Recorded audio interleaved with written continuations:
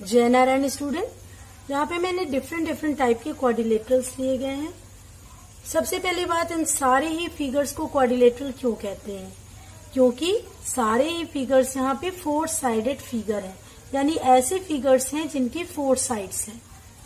तो सबसे पहले मैं 1 बाय 1 हर फिगर्स को इंट्रोड्यूस करा दूं। इट इज ए स्क्वायर, ये भी एक 4 साइडेड फिगर है। It is a rhombus, this is a kite, this is a rectangle, this is a parallelogram and this is a trapezium। अब क्या डिफरेंस है कि दो फिगर्स के नेम अलग अलग हैं, क्योंकि this is a square and this is a rhombus, but common name is same, यानी कि all are quadrilateral, क्योंकि सारे फिगर्स 4 साइडेड है। तो ये कॉमन नेम है कि हम सारे फिगर्स जो कि 4 साइडेड के होते हैं उनको क्वाड्रिलेटरल कहते हैं।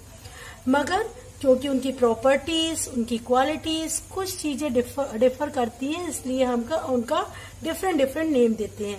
पहला हमारा स्क्वायर है। अब स्क्वायर की क्या क्वालिटी है कि स्क्वायर में जितने भी 4 साइड्स होते हैं सारी की लेंथ इक्वल होती है।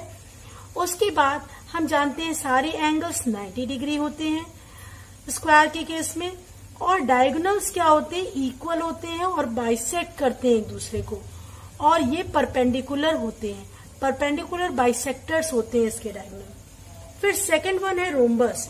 रोम्बस में भी क्या होता है, ऑल साइड्स इक्वल लेंथ की होती हैं, मगर यहाँ पे ऑल एंगल्स इक्वल नहीं होते हैं। तो यही डिफरेंस है रोम्बस एंड स्क्वायर में, कि स्क्वायर में all sides and all angles equal होते हैं, but in rhombus all sides are equal but all angles are not equal. और यहाँ पे जो डायगोनल्स होते हैं, डायगोनल क्या मतलब होता है कि यानी अपोजिट वर्टेक्स को ज्वाइन करने वाली लाइन को हम डायगोनल कहते हैं। तो यहाँ पे जो डायगोनल होते हैं वो एक दूसरे को बाइसेक्ट करते हैं और वो परपेंडिकुलर बाइसेक्टर होते हैं।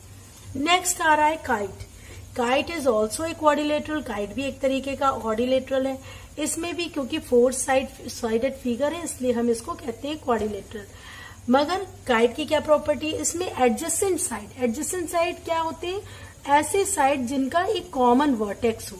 यहाँ पे ये वाला वर्टेक्स कॉमन है तो हम कह देंगे दीज आर एडजेसेंट साइड्स। तो ऐसे क्वाड्रिलेटरल जिनका एडजेसेंट साइड इक्वल हो उनको हम कहते हैं काइट। तो इसमें ये वाली साइड इस साइड के इक्वल है और ये वाली साइड इस साइड के इक्वल है। अब इसमें डायगोनल कैसे होते हैं, डायगोनल एक डायगोनल तो बाइसेक्ट करता है पर दूसरा डायगोनल बाइसेक्ट नहीं होता। ये दोनों ही डायगोनल आपस में परपेंडिकुलर होते हैं। तो यहाँ पे परपेंडिकुलर बाइसेक्टर केवल 1 डायगोनल होता है। नेक्स्ट हमारा आ रहा है rectangle. What is the property of rectangle? Rectangle भी 4 साइडेड फिगर है, इसलिए रेक्टेंगल भी हमारा क्वाड्रिलेटरल है। अब रेक्टेंगल के केस में हम ये कह सकते हैं अपोजिट साइड्स आर इक्वल। इसमें अपोजिट साइड्स क्या होते हैं, इक्वल होते हैं, सारे एंगल्स 90 डिग्री के होते हैं और इनके जो डायगोनल्स होते हैं आपस में इक्वल होते हैं और एक दूसरे को बाइसेक्ट करते हैं। तो ये है property of rectangle. Then parallelogram. अब parallelogram is also a 4 sided figure, क्योंकि हमें यहाँ पे दिख रहा है कि ये भी 4 साइडेड फिगर है। और यहाँ पे क्या होता है, दोनों opposite sides equal and parallel होते हैं। इनके अपोजिट एंगल्स इक्वल होते हैं। सारे एंगल्स इसमें इक्वल नहीं होते हैं, केवल opposite angle, this angle equal to this and this angle equal to this, केवल अपोजिट एंगल्स इक्वल होते हैं। डायगोनल्स बाइसेक्ट करते हैं एक दूसरे को। तो ये है प्रॉपर्टी ऑफ पैरेललोग्राम। नेक्स्ट हमारा होता है ट्रेपेजियम। तो trapezium is also a quadrilateral. Trapezium भी एक तरीके का क्वाड्रिलेटरल है। इसकी भी 4 साइडेड होती है, इसलिए इसको हम क्वाड्रिलेटरल बोलते हैं। अब यहाँ पे क्या है, केवल एक प्रॉपर्टी इसकी है कि यहाँ पे जो हम देख रहे हैं जो अपोजिट साइड्स है, ये वाली साइड इस साइड के पैरेलल है और ये दोनों साइड क्या है, नॉन पैरेलल साइड्स है। तो ये था ट्रेपेजियम का प्रॉपर्टी। तो ये हमने आपको बताया क्वाड्रिलेटरल की बेसिक कॉन्सेप्ट। जय नारायण स्टूडेंट, यहाँ पे एक्सरसाइज 3.4 का क्वेश्चन नंबर 4 है, जिसमें कि हमें नेम द क्वाड्रिलेटरल, हमें ऐसे क्वाड्रिलेटरल का नाम देना है whose diagonals bisect each other, यानी कि ऐसे क्वाड्रिलेटरल का नाम बताना है जिनके डायगोनल एक दूसरे को बाइसेक्ट करते हैं। और बाइसेक्ट करने का मतलब होता है वो एक दूसरे को इक्वल पार्ट में डिवाइड करते हैं। तो यहाँ पे हम प्रैक्टिकल करके आपको बताएंगे कि कैसे डायगोनल्स बाइसेक्ट करते हैं एक दूसरे को। तो पहले एक हमने क्वाड्रिलेटरल लिया जिसका नाम है रोम्बस। अब रोम्बस में क्या है, डायगोनल्स हर क्वाड्रिलेटरल में 2 डायगोनल्स होते हैं। तो रोम्बस में भी, रोम्बस इज ए क्वाड्रिलेटरल, तो रोम्बस में भी 2 डायगोनल्स होते हैं। डायगोनल क्या होते हैं? जो कि अपोजिट, ऐसी लाइन जो कि अपोजिट वर्टिसेस को ज्वाइन करती है। तो यहाँ पे एक डायगोनल ये हो गया और एक डायगोनल ये हो गया। अब हमें ये दिखाना है, ये शो करना है कि डायगोनल्स एक दूसरे को बाइसेक्ट करते हैं। इसको दिखाने के लिए हम पहले फर्स्ट डायगोनल के अलोंग इसको फोल्ड करेंगे। फोल्ड करने के बाद अगर जब हम सेकेंड टाइम इसको फोल्ड करते हैं तो हम देख रहे हैं कि ये वाले डायगोनल का हाफ पार्ट इस डायगोनल के हाफ पार्ट के इक्वल है। यानी कि अगर हमने फोल्ड किया तो दोनों वर्टेक्स एक दूसरे के ऊपर आ गए और ये डायगोनल के ये वाले पार्ट एक दूसरे के इक्वल आ गए। तो ये हमारा प्रूफ होता है कि ये वाला डायगोनल हमारा बाइसेक्ट हो रहा है। फिर हम इसको ओपन करेंगे और अगेन हम दूसरे डायगोनल के अलोंग इसको फोल्ड करेंगे एंड देन अगेन फोल्ड करेंगे। तो यहाँ पे हमने देखा कि यहाँ पे भी इस डायगोनल के दोनों ही पार्ट आपस में इक्वल है। यानी कि हम ये कह सकते हैं कि जो रोम्बस है उसके डायगोनल आपस में एक दूसरे को बाइसेक्ट करते हैं। तो एक हमारा क्वाड्रिलेटरल मिल गया रोम्बस जिनके डायगोनल आपस में बाइसेक्ट करते हैं। दूसरा है हमारा पैरेललोग्राम। तो पैरेललोग्राम में सेम चीज हम चेक करेंगे कि क्या डायगोनल्स आपस में बाइसेक्ट करते हैं।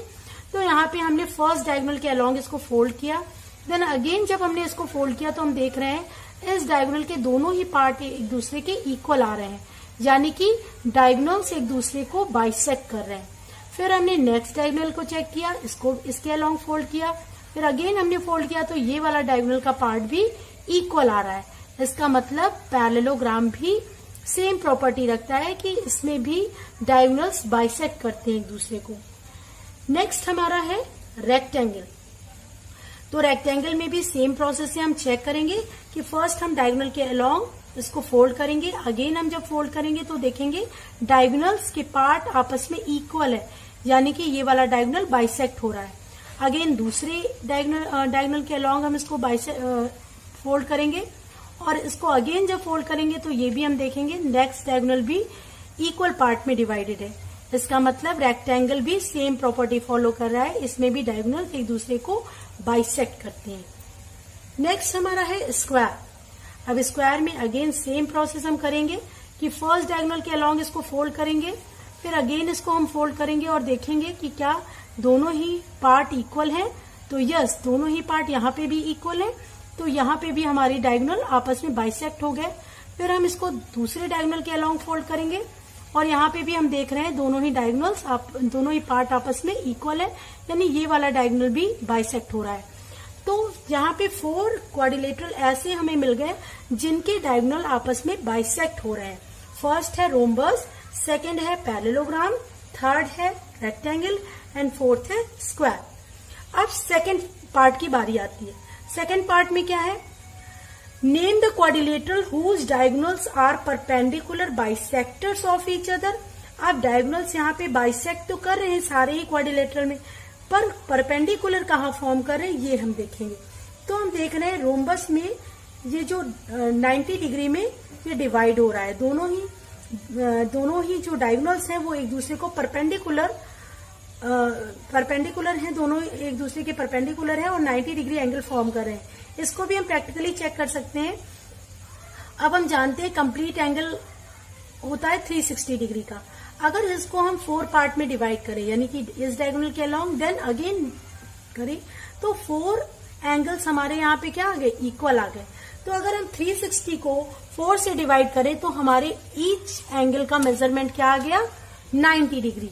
तो 360 डिवाइडेड बाय 4 इक्वल टू 90, यानी कि सारे ही जो एंगल्स हैं वो 90 डिग्री के हैं। यानी हम कह सकते हैं दोनों ही डायगोनल्स क्या कर रहे हैं? एक दूसरे के परपेंडिकुलर भी हैं, बाइसेक्टर्स भी हैं और परपेंडिकुलर भी हैं। फिर नेक्स्ट हम स्क्वायर को ही देखें। स्क्वायर में भी डायगोनल के अलोंग अगर हम फोल्ड करते हैं तो 1 टाइम हमने फोल्ड किया, फिर अगेन हमने इसको फोल्ड किया, तो हम देख रहे हैं ये कंप्लीट एंगल जो है ये भी 4 पार्ट में डिवाइडेड है, यानी कि 1 2 3 4 और 4 पार्ट सारे हमारे इक्वल आ रहे हैं, तभी एक दूसरे के ऊपर ओवरलैप हो रहे हैं। तो यहाँ पे भी 360 डिवाइडेड बाय 4 हो जाएगा, क्योंकि पूरा कंप्लीट एंगल 4 इक्वल पार्ट में डिवाइडेड है। तो यहाँ पे भी हमारे ईच एंगल 90 डिग्री का आ गया। इसका मतलब ये दोनों डायगोनल्स एक दूसरे के परपेंडिकुलर हैं। तो ये था concept first question and second question का। अब हमारे पास क्वेश्चन नंबर 4 का थर्ड पार्ट है कि name the quadrilateral whose diagonals are equal, यानी ऐसे क्वाड्रिलेटरल्स के नेम बताने हैं जिनके डायगोनल्स आपस में इक्वल हैं। तो हम एक फर्स्ट रेक्टेंगल लेते हैं, इट इज ए क्वाड्रिलेटरल, और इसको चेक करते हैं कि क्या इनके दोनों ही डायगोनल्स आपस में इक्वल हैं। तो इसके लिए हम इसको इस तरीके से फोल्ड करते हैं, ये वाले पार्ट को फोल्ड करके ऐसा फोल्ड करेंगे कि ये वाला पार्ट और ये वाला पार्ट आपस में इक्वल दिखे। फिर हमने क्या किया, नेक्स्ट पार्ट ये भी डायगोनल का ही पार्ट है तो इसको भी हमने इसके ऊपर रख दिया। हमने देखा 3 पार्ट यहाँ पे डायगोनल्स के इक्वल हो रहे हैं। अब हमने फोर्थ वाला भी उठाया और अब हमें दिख रहा है कि दोनों ही डायगोनल्स के चारों पार्ट क्या है, इक्वल है। इसका मतलब दोनों ही डायगोनल्स हमारे इक्वल है। तो ये रेक्टेंगल के केस में दोनों ही डायगोनल्स आपस में इक्वल होते हैं। तो ये हमारा एक क्वाड्रिलेटरल है जिसके दोनों ही डायगोनल्स इक्वल है। नेक्स्ट हमने स्क्वायर लिया। स्क्वायर में भी सेम हम वही करेंगे कि फर्स्ट डायगोनल के पार्ट में हमने सेकंड को ज्वाइन किया, देन फिर ऐसे फोल्ड किया कि ये थर्ड वाला भी ज्वाइन हो जाए, और इससे हमें पता चल गया कि दोनों ही डायगोनल्स के जो 4 पार्ट हैं वो आपस में इक्वल है। यहाँ पे इक्वल दिख रहा है। तो यानी कि इसका मतलब ये प्रूफ हो गया कि स्क्वायर एक ऐसा क्वाड्रिलेटरल है जिसके दोनों ही डायगोनल्स आपस में इक्वल होते हैं। तो हमें 2 क्वाड्रिलेटरल ऐसे मिल गए जिनके दोनों ही डायगोनल्स आपस में इक्वल होते हैं। Thank you.